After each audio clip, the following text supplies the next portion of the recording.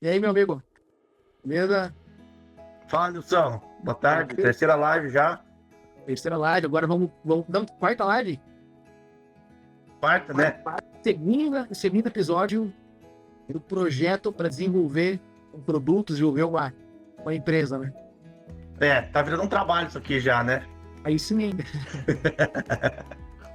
eu lembro que na semana passada a gente tinha batido um papo ali, a gente entrou naquela parte de como começar um projeto. Pô, eu quero empreender. O fácil. Tem o start ali no negócio. E aí a gente trouxe aqui que a gente tinha que definir o para quem. E definindo o para quem, a gente começa a entrar na essência do para quem, o que ele precisa. A gente concluiu bastante coisa, né, nesse aspecto aí. E por último, você trouxe aquele tema de escala. Escala, dois assuntos que eu quero tratar hoje para a gente conseguir realizar essa introdução, que é a escala e o modelo de negócio. Você tinha trazido ali que você vai começar um negócio. Como que é o teu modelo de negócio? A tua intenção é sozinho? A tua ambição ali é faturar 20 mil? Sozinho você consegue? Ah, não, eu quero faturar mais do que isso. Pô, então você começa a entrar em outras frentes interessantes ali, né? A parte de formar equipe, a parte de ter um produto escalável, da tua comunicação chegar mais gente. Então eu quero começar perguntando para você o que é a escala no negócio. A escala, para ser simples, é vender em volume. Então, para responder tua pergunta também, quando a gente trouxe esse questionamento na última live em relação ao teu modelo de negócio, para você escolher aquilo que é escalável, que não é o que você consegue fazer em volume. Porque você não. Eu tinha falado de dois tipos de modelo de negócio. Aquele que é personalíssimo, que depende muito de você, ninguém mais faz. E ele tem um teto, ele tem um limite, porque você tem um número, uma quantidade finita de horas no teu dia e você não vai conseguir atender mais clientes, a não ser que você consiga operar em menos tempo, mas isso ainda vai bater em algum tipo de teto. A gente está falando de um serviço personalíssimo, você pode faturar, aqui a gente pode ir até um questionamento para levantar. Você pode faturar bastante gente assim também, né, Nilson? Um serviço personalíssimo, R$ 50 mil, mas ele vai exigir muito teu tempo. Então, você sempre vai bater num teto que ou você vai ter que delegar algumas funções, mas como ele é personalíssimo, nunca vai ser igual o que você faz. Já respondo a pergunta e vou para onde a gente tem que ir. E nunca vai ser igual você faz, porque é você. É difícil você terceirizar, é difícil você delegar para alguém algo que é personalíssimo. E você vai sempre bater no teto, e o teu faturamento também vai sempre bater no teto. Ou você pode escolher ou pivotar para algo que tem mais uma escala, você consegue fazer mais volume, porque não depende tanto só de você. Então, se não depende de você, não é personalíssimo, você consegue fazer essa escala e o teto até se torna, se não for infinito, ele é muito maior do que o teto personalíssimo, porque você consegue fazer volume, você consegue delegar, tem funções que você pode passar para alguém, você pode ficar só na mais gestão, aí você consegue ter um modelo de negócio escalável que é replicável. Então você vende basicamente a mesma coisa, só que vende isso em volume.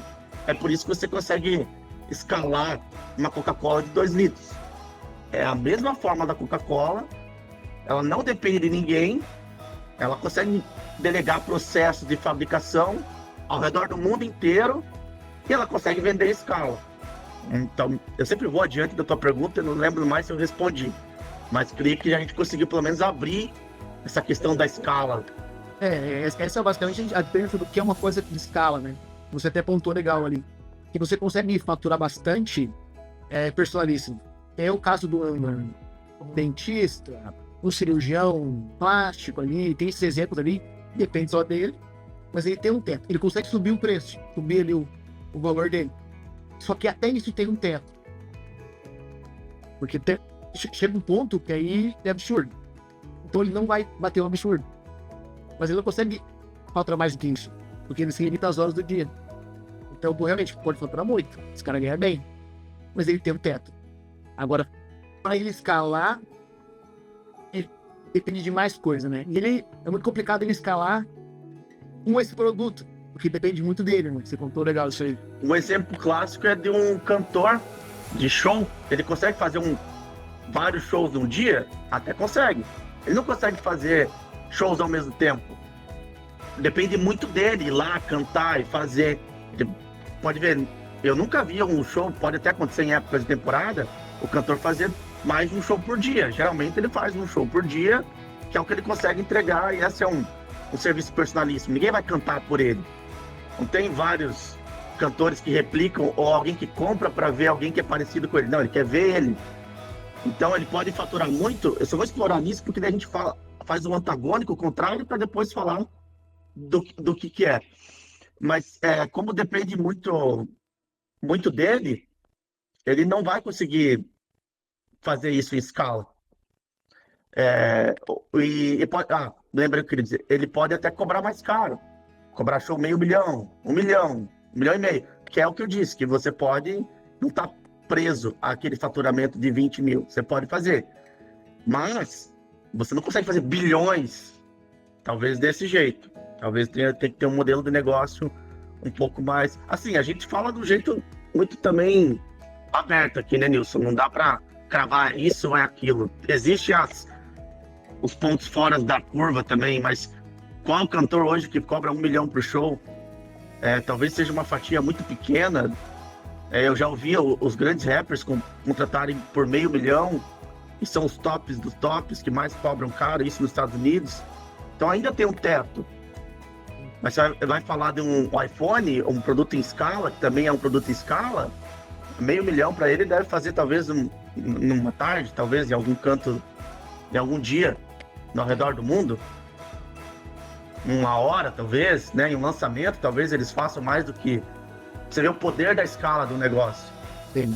Hoje a Apple é avaliada em bilhões, trilhões, se eu não me engano, se eles já chegaram no trilhão, mas eu não sei se eles chegaram no trilhão ainda. Mas uma empresa avaliada em bilhões, que é o poder da escala de um produto e um negócio. Eu não acredito que alguém personalíssimo conseguiria chegar nesse tanto de faturamento. Você pode ter o LeBron James, que é um dos maiores atletas do mundo hoje, faz 50 milhões, 60 milhões, fora patrocínio, porque jogar basquete depende dele. Ninguém pode jogar basquete por ele, ninguém pode treinar por ele. Mas ele ainda tem um teto de 60 milhões que ele não vai conseguir passar. Então, estou trazendo esse ponto muito do que não é escalável, para a gente talvez, né, ao longo da live falar escalabilidade de negócio, quanto é interessante, quanto que depende muito menos de você, você consegue delegar muita função. Então, falei muito do que não é pra gente falar do que é também. Não, maravilha. E agora, ficou bem claro, a gente entendeu por que é importante a escala. Não é? Porque a escala é o que vai tirar você, muitas vezes, de ter um negócio para pagar contas e você realmente faturar bastante. Não é? E até você pontuou na última live, e isso depende muito do modelo de negócio. Eu queria que você falasse um pouco mais o que é esse modelo de negócio, como que funciona, por que é tão importante dar atenção para isso. E outra coisa, né? Quanto antes você reparar isso, você desenhar o modelo de negócio, melhor para a tua empresa, né? Você ganha muito tempo, né? Porque você pode... A gente sabe, Nilson, e você disse, entrar num negócio que você vê que você tem um teto. Então a ambição é incompatível com aquele teto. Então, quanto antes você vê lá no longo prazo, não, se eu fizer isso aqui, eu vou ganhar um dinheiro, eu vou me manter, vai ser interessante, mas não vai me levar a chegar a ter o que eu quero.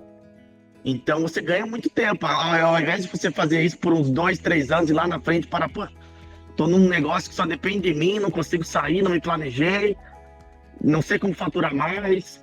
Você, antes de entrar em um negócio, já ter definido para você que não é isso que você quer, você ganha muito tempo. Quando você diz o que você não quer, onde você não quer chegar. E você diz muito não para muitas oportunidades que podem aparecer. Então você pode ter muito skill que você quer aproveitar, mas não vai te levar para o teu objetivo final, que é ter aquela empresa que consegue escalar, uma empresa que você consegue até não fazer parte dela depois de um tempo, se tornar só parte do conselho de administração, porque ela funciona sozinha. No personalíssimo você nunca conseguiria fazer isso. O LeBron nunca vai conseguir fazer 60 milhões sem jogar basquete, sem parar de jogar basquete. Talvez ele consiga com outros investimentos, mas eu quero dizer, ele tem que jogar basquete, ele tem que estar lá 16 horas por dia, ele tem que estar acordando cedo, ele tem que manter dieta. Porque se ele tivesse um produto escalável que não dependesse dele, ele estava lá com o CEO dele que ele delegou, ele estava lá com o gerente comercial, com o gerente de marketing, Tava o negócio funcionando sem ele. O negócio se tornou autônomo. Não dependeu mais dele. E ele pode curtir a vida como ele quiser, ele é dono da empresa, ele tem os lucros que a empresa gera. Como personalista, você nunca conseguiria fazer isso. Eu trago o caso do LeBron James, que a hora dele está comprometida. Ele é um bilionário, talvez ele seja um bilionário, mas ele tem 16 horas do dia que não é dele. Ele tem 5 filhos, mas ele não passa a maior parte do tempo com os filhos. E ele é milionário, porque ele está lá jogando basquete, depende dele. Você vê, a bênção e a maldição também desse negócio de personalíssimo, né? Ele tem o lucro, é bilionário, mas ele ainda é escravo do tempo, porque o tempo não é dele, o tempo é do contrato que ele tem com o time da NBA, que é 16 horas por dia, todo dia ele tem que estar lá jogando. Eu tô falando muito do que não é, porque fica muito mais claro, às vezes, você falar o que não é, e aquilo que é vai ficando claro também. No modelo escalável, não. É óbvio que pode levar um tempo a você chegar nesse modelo, você ter um CEO de confiança que consegue tomar as decisões por você, você ter uma estrutura dentro da tua empresa também, hierárquica também. Você pode falar melhor disso de recursos humanos, né? A gente tem o gerente, tem o coordenador, tem todas as funções muito bem definidas dentro da empresa que ela consegue funcionar sem você a maior parte do tempo. E você consegue ficar mais no conselho de administração com as decisões que levam mais uma visão estratégica do negócio também, que é onde o empresário tem que sempre caminhar para tentar chegar. Ele começa, talvez, nesse plano mais operacional, que como todos começam, e não tem jeito, você vai ter que começar assim, não tem como correr. A gente começou assim, a maioria começou assim, quase os mais bem-sucedidos começaram assim, então tem que começar operando, vendendo, fazendo planilha, operando financeiro, jurídico, tudo ao mesmo tempo, mas ao tempo você vai faturando mais, vai sobrando mais dinheiro em caixa, vai delegando funções que custam muito caro para você. Já conversamos sobre isso, né, Nilson? Funções que demandam muito do teu tempo, e o teu tempo é caro. Então é mais fácil, como o teu tempo é caro, contrata alguém que o tempo é mais barato para fazer aquela função, e você consegue usar o teu tempo, que é mais caro, para decisões mais estratégicas de negócio, que são muito importantes. Você tem uma visão de longo prazo, você tem uma visão de águia do teu negócio, que é quando você está nessas... Você consegue ter essa visão de águia, você não consegue ter uma visão de águia andando no plano terreno, no plano que estão todos os outros animais. Você tem que andar num outro plano, tem que estar num plano mais alto, tem que estar vendo lá na frente, para evitar obstáculo, para evitar mudança econômica, porque isso impacta diretamente no operacional. Porque você pode estar no operacional e não ver um buraco na tua frente, que você, você caiu no buraco porque você não estava tendo a visão estratégica, não viu o teu negócio parou de funcionar, parou de vender, entrou uma pandemia do teu negócio, você não estava esperando que isso fosse acontecer. Então eu fui muito adiante aqui, Nilson, eu espero sempre que você me traga para a terra também. Mas a gente vai se estender nos assuntos, mas você entender o ponto que eu quero chegar mais ou menos em relação a isso, né? Com certeza. É isso mesmo, E o que você falou, cara, a gente ganha tempo, né? Quando olha para isso antes, ganha tempo. Tem muita gente que começa a faturar e não sabe onde colocar o dinheiro, e no fim das contas começa a deixar dinheiro na mesa porque não se organiza. Tem até uma coisa que eu gosto muito de trazer, e a gente sempre fala que a gente tem que crescer estruturado no emprego. Só que ao mesmo tempo que a gente fala isso, a gente tá pelo top. Porque você tem que crescer. Dá uma bagunçada. Arruma. Cresce. Não, bagunçada. Porque tem até conhecidos nossos que, no início de empresa aí, que querem contratar pessoas para funções que nem existem. Eu entendo, eu quero ter um diretor de vendas, por exemplo, mas não tem um vendedor. Então, aí não tem como você se organizar tanto assim e você não tem demanda. Aí é só dinheiro teu indo fora. Você vai ter um setor dedicado a vendas sem um vendedor. Vai começar pelo diretor? Não, você tem que começar sendo você o diretor. Você é o vendedor, você é o diretor. Aí e já tá errado. Oi? Já tá errado contratar um diretor de vendas, né? Ele tem que entrar como vendedor, ele tem que virar gerente, ele tem que ir crescendo, provando que ele é merecedor de um cargo de diretor de vendas. Porque o diretor de vendas ele não vende. O gerente de vendas ele não vende. Quem vende é o vendedor, você tem razão. Então você está contratando alguém para não vender. Então é mais uma despesa operacional do teu negócio que não vai servir para nada. É assim mesmo. E tem casos assim, tem até um conhecido nosso ali que começou com um projeto assim, mas a gente conseguiu puxar pra terra de volta, né? É verdade. A tua empresa, ela vai começar com vendas. É o que tem que funcionar, vendas. Ah, mas eu tenho que precificar direito. Eu também não sabia. O Bruno também não sabia precificar direito. Começou a vender. Então, precificando errado.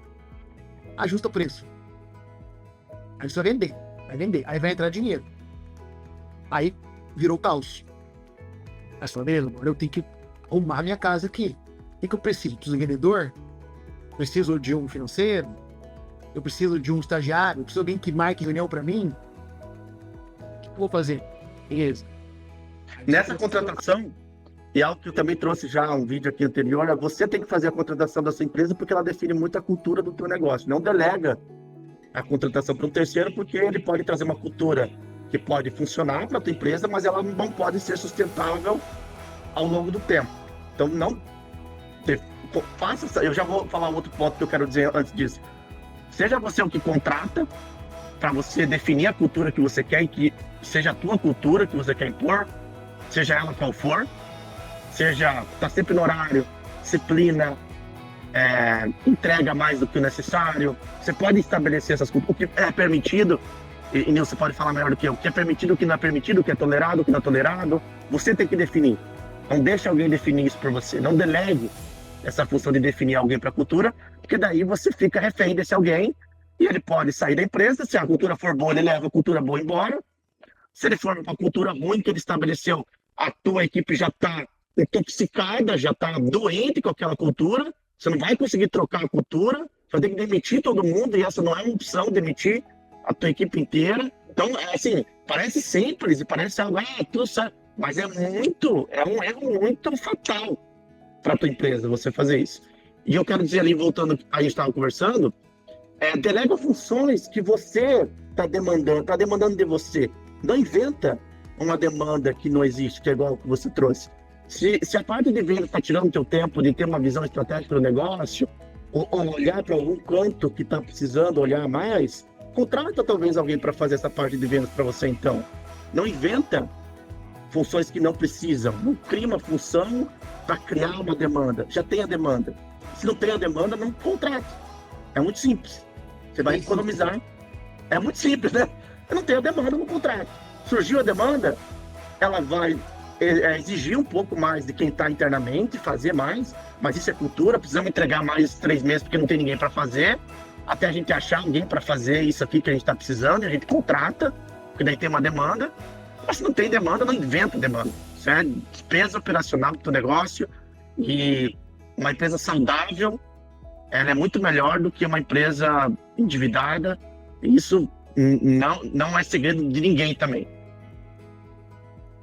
Com certeza. Então fica aí, né?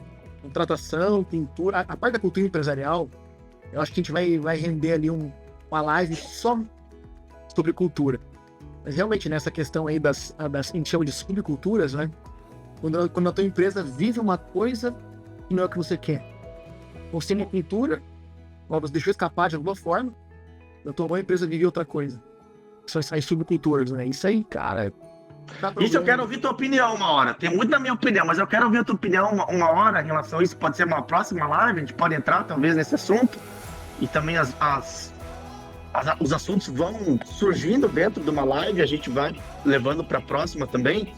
Que é isso, Nilson. Quão louco eu tenho que ser como empresário e quão benéfico é para minha empresa demitir aquele funcionário que representa 70% do meu faturamento, mas ele é extremamente tóxico, é contrário à minha cultura. Como é a palavra? Culhão? É a palavra, talvez, antiga? Quão culhão tem que ter um empresário para sentar? Eu vou tirar 70% do meu faturamento durante os próximos 6 meses, eu vou viver de um caixa enxuto, eu vou trocar de estabelecimento porque eu vou para um mais barato, mas eu não tenho como sustentar esse funcionário, ele não reflete a minha cultura e ele está intoxicando os meus colaboradores. Eu quero ouvir de você E eu quero trazer alguém para falar aqui também, melhor pra gente, você sabe quem que eu tô falando, pra gente bater nisso e também trazer uma visão pro empresário que tá tendo esse problema, se ele tem o culhão de resolver isso e por que ele deveria ter, qual que é o retorno que ele tem de fazer isso. Então, aí fica minha pergunta, minha provocação, a gente pode explorar agora ou a gente pode explorar ainda 20 minutos de live também, ou a gente pode explorar no próximo momento também. Cara, esse assunto aí demanda bastante. A gente vai conseguir depois a gente manda uma live só pra isso aí. Mas com relação até a essa parte de resolver, digamos que a decisão é vou demitir. Tenho que demitir, vou demitir. Tem que entender como que chegou nisso. Porque isso não acontece em uma semana. Não acontece em um mês. E como você deixa uma pessoa assim chegar nesse ponto? Você já contratou essa pessoa problemática? Ela ficando problemática? O que mais isso interferiu nos outros? Perdeu gente boa por causa dessa pessoa? Por que essa pessoa virou 70% do faturamento? Ela tá tirando os outros? Então tem muita análise de como isso aconteceu e como não acontecer mais. Mas o que eu falo para você nesse ponto aí? O cara representa aí 70% do faturamento, 50% do faturamento. Tira ou não tira esse cara daqui? Minha opinião. Você tem que, primeira coisa, tentar desenvolver. Tentar ver se tem solução. Porque às vezes tem solução. Poucas vezes tem solução. Agora, eu vou falar do meu caso. Já me aconteceu, não como empresário, mas como líder, de ter essa pessoa na empresa. Eu entrei na empresa, tá? Assumi o time e já identifiquei. Pô, tem um cara que é muito bom. Muito bom. Esse cara faz muita diferença na nossa entrega. Mas ele acaba com o time. Traz um pouco mais em números ali. Era um time de 14 pessoas, tá? Na operação. E tinha um que trabalhava muito mais que os 14. Tinha muito resultado de 14. Que os outros 13, no caso, limpa resultado. E ele, além de ser muito bom no trabalho em si, ele era um cara muito declaradamente inimigo dos rookies. Só que o dono da empresa gostava. E eu, como líder, identifiquei e falei, tá errado. Mas o dono queria esse cara. Que entregava os outros, que ficava perturbando os outros, que realmente jogava na cara dos outros que ele fazia, os outros não faziam. Então, mas eu, como líder, cheguei pro dono e falei, não tem condição. A gente vai cair? Vai cair. Eu vou botar muito mais na operação do que deveria? Vou botar. Mas eu sei que os outros 13 vão render muito mais. E essa diferença que esse cara fazia, a gente em 2 meses vai superar. O resultado vai ser muito maior daqui 2 meses do que está sendo agora com esse cara. E dito e feito. Mas claro, né? Aí como líder, o que eu fiz? Eu entrei muito mais na operação do que deveria, tá? Eu tive que reconstruir muita coisa com o time. Tinha gente desmotivada, tinha gente pedindo pra sair, tinha gente boa que falou, eu não consigo mais, quero ir embora. E eu, não, que não vai embora. Vai embora, só esperar um pouco, vai embora. Tá? Então, mas claro, Julião, geralmente a decisão certa é dar fim. Existe um processo para dar esse fim ou cada caso é um caso? Cada caso é um caso. Mas a gente, enquanto empresa, né, a gente sempre procura fazer uma transição das coisas. Tá? Porque você vai dar fim num cara de 70% do faturamento, você tem que entender como que vai ser esse faturamento. Beleza. Eu vou dar fim nesse cara hoje, ou eu vou buscar alguém para substituir urgente para dar fim nesse cara daqui a 30 dias. Em que ponto que tá? Aí vai muito no que ponto que tá o desgaste. Mas enquanto empresa, a gente consegue ver as coisas um pouquinho antes. Às vezes muito antes, mas consegue ver um pouco antes, consegue ver que tá estourando a corda. Então o ideal para a empresa, eu vou falar como regra geral, assim, no meio dos casos. Você vai desligar daqui a 30 ou 60 dias. Você cria um plano com urgência para repor ou para você cortar os gastos. Ou falar, não, meu faturamento vai cair 100%, não, pode cair 20%, pode cair 30%. Como é que eu faço para não perder o faturamento? Ou não, vou perder mesmo, então eu tenho que fechar uma torneira aqui. Porque a gente sabe como empresário que as coisas são muito difíceis, então você tem que ter esse planejamento. Porque se você daqui a pouco mantém o custo e 100% do faturamento cai, você quebra o teu caixa. Aí minha pergunta para você é, quem tem caixa para quebrar? Muito pouca gente. Muito pouca gente tem esse planejamento. A minha pergunta também é como conselho para o empresário hoje, agir como conselheiro para o empresário, porque é difícil para ele, quando a máquina já está girando, já está funcionando, chegar para ele e falar, tá vendo essa máquina aqui que te retorna tanto por mês e te traz esse lucro? Você tem que parar de fazer ela funcionar, você tem que trocar por uma outra que no curto prazo vai te trazer menos rendimento, mas no longo prazo talvez ela chegue nisso que você chegou, até supere. Mas é difícil para ele tomar essa decisão, porque o empresário ele é muito, não é dinheirista a palavra, mas ele vê o dinheiro como algo importante dentro da empresa, porque mantém a empresa, igual você disse, mantém as despesas operacionais, mantém ele próprio.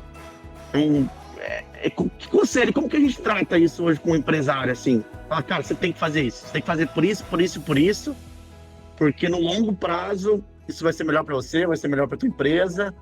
Mas quando você está falando de tirar dinheiro, que não é fácil ganhar dinheiro, não é fácil fazer o negócio funcionar, não é fácil vender, talvez não é fácil repor esse sujeito que você está tentando repor. Não é assim, eu quero não defender ele, mas falar, cara, eu me coloco na tua posição também, eu tenho empatia pelos problemas que você tem e vai ter. Mas como que a gente faz ele acreditar que essa é a melhor forma dele fazer essa transição? Você tem uma resposta que a gente poderia dar para alguém que busca uma consultoria nesse sentido? Sim. Eu, enquanto conselheiro, o método que eu gosto de trabalhar, você conhece, é muita sinceridade. Sim. Muita briga. Então, não é raro eu falar para o empresário que eu estou aconselhando que ele tem que fazer assim. Claro que tudo é muito calculado. Então, é o seguinte, você precisa desligar. Você precisa parar de vender esse produto. Você precisa parar de colocar dinheiro aqui. Porque senão, aí calculado, daqui 3 meses, vai doer aqui. Daqui 6 meses, esse mercado não existe, você vai quebrar. Então, tem conversas, enquanto conselheiro, né, tem conversas difíceis que a gente precisa ter. Justamente esse caso. Tal pessoa é problema. Tem que desligar. Como que eu vou fazer isso aí? Quando eu vou isso aí? E a gente vai desenhar isso aí. Mas tem que desligar. Tem uma dúvida e é polêmico aqui, fazer esse corte depois. Esse é um problema empresário. E se a equipe não é problema, a equipe é saudável, a cultura, subcultura dentro dos colaboradores é saudável, o problema é o empresário. O empresário é o cabeça dura, o empresário ele tem uma cultura merda. Eu já vi isso acontecer, eu acredito que você já deve ter visto também. Como que a gente, como conselheiro, isso, mas eu já tenho a resposta que você já me trouxe, a gente lida muito com a verdade, mas tem um jeito de falar isso pro empresário, falar que ele está sendo um idiota, falar que ele está sendo um babaca. Em algumas situações ele poderia agir diferente, porque ele está fazendo com que o negócio dele não prospere por causa dele próprio, que é a função contrária do empresário.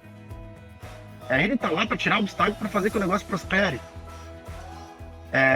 E os colaboradores estão com essa energia, estão com essa intenção, e aquele que deveria fazer a sua principal função não faz.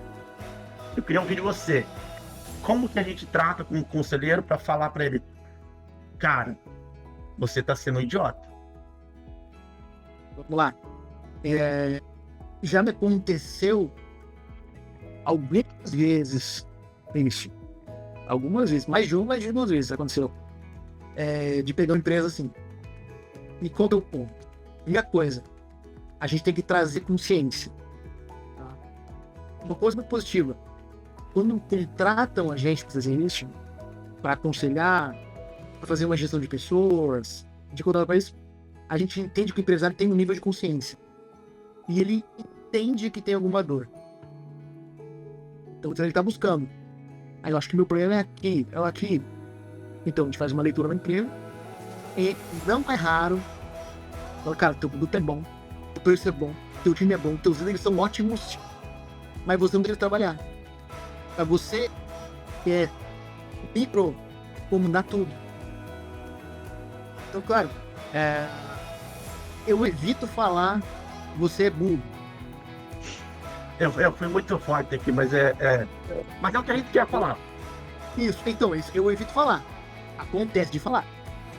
Ah, é? Mas eu evito falar. Você é burro. Então a gente sempre aponta, falou, ó, aqui eles queriam fazer, você não deixou. Pô, aqui teu líder mostrou que tá contigo. E você, na primeira oportunidade, você não reconheceu isso. Então a gente começa a mostrar que ele tá minando as pessoas. Tá perdendo a equipe. Tá desperdiçando alguma coisa. Que seja o próprio dinheiro mesmo, que seja produto, perdendo produto. Então, voltando à tua resposta. E quando o empresário é o problema? A gente fala do empresário e ele tá atrapalhando tal ponto. E como conselheiro, a gente fala, então você deve fazer isso, isso e isso. Assim vai ter resultado. Mas claro que tudo isso parte do começo, né? Eu não tô dando a minha opinião. E eu, enquanto conselheiro, eu estou sendo contratado para isso. Então existe um nível de consciência. Ele entendendo o problema. Ou ele tá com uma dor e quer resolver, ou ele quer uma expansão. E sabe que a cabeça dele não vai dar conta. E quando buscam a gente, já existe a dor e tem a consciência. Eles só não sabem aonde que tá. E aí a gente aproveita tudo isso para falar, né? Tá? Aqui, ó, você tá amarrando isso. Eu queria ter conseguido há 2 anos atrás, mas você tomou tal decisão. E como a gente... Então, pode falar. Aí eu ia perguntar pra você, como que você tem essa conversa? Eu sou muito objetivo. Eu não acredito... E a gente, no nosso serviço de conselheiro, como conselheiro, a gente é contratado para falar, não sugerir também, mas também demandar, dentro da nossa experiência, aquilo que deve ser feito. É óbvio que tem conselheiro que faz como sugestão. Você deveria fazer isso. Mas você sabe como o ser humano é. Ele precisa de imperativo para agir. Eu sou muito rápido. Eu sou muito objetivo. Eu não fico dando muita volta. Falo, você tem que fazer isso. Por causa disso, disso, disso. E sempre argumentado. E eu sou muito direto ao ponto. Se tiver que bater, a gente vai bater. Porque em termos de filosofia, de como resolver problema, para mim, é lidar com a verdade, lidar rápido, resolver a ferida e partir para o próximo desafio. Não ficar muito tempo naquilo, porque a gente perde tempo, a gente... É igual tentar sarar uma ferida. Você quer rápido, você quer que eu entre, resolva e tá pronto, ou você quer que eu fique fazendo anestesia, amanhã a gente faz a cirurgia, depende de como cada um age. Mas também a gente tem que ter a percepção de como cada um recebe esse tipo de informação. Não podemos, é desse jeito que eu vou agir, você tem que me ouvir do jeito que eu trabalho. É casa a casa, até porque a gente está sendo contratado para fazer um serviço. E se o cliente falar, não, ele não pode se ofender, pode não gostar, mas é saber dividir o profissionalismo do pessoal. Óbvio que eu estou falando de um jeito aqui, é não ser mal educado, obviamente, é ser educado, é tentar mostrar com clareza qual que é o problema, mas também ser incisivo, também ser imperativo. A gente precisa, porque a gente tem uma responsabilidade como conselheiro para que ele resolva o problema, para que ele seja próspero, para que ele vá adiante, para que ele melhore, fature mais, resolva o que tem que resolver. Então, quanto antes a gente resolver, quanto for mais rápido e ser ágil, nos dias de hoje, melhor. Né? Então, esse é mais ou menos como eu prefiro agir. Tirar o curativo logo, né? Identifiquei, é isso. Tenho certeza. Então, vou comunicar que é isso. Beleza. E toda identificação, toda inteligência que se usa, ela tem que gerar uma ação. E qual que é a ação? Não adianta falar assim, aqui tá errado. Aí o cara fala, beleza, eu não sei que tá errado aqui. Então aqui tá errado. Então por isso a gente tem tal plano de ação. 15 dias, 30 dias, 45 dias, 30 dias. Qual o plano de ação pra gente...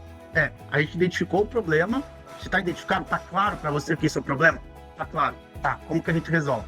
Se você, junto com a gente, já entendeu que isso é um problema e problemas precisam ser resolvidos, qual o plano de ação? E você tem total razão nisso. Qual o plano de ação para a gente, o mais rápido possível, se resolver isso e para o próximo problema?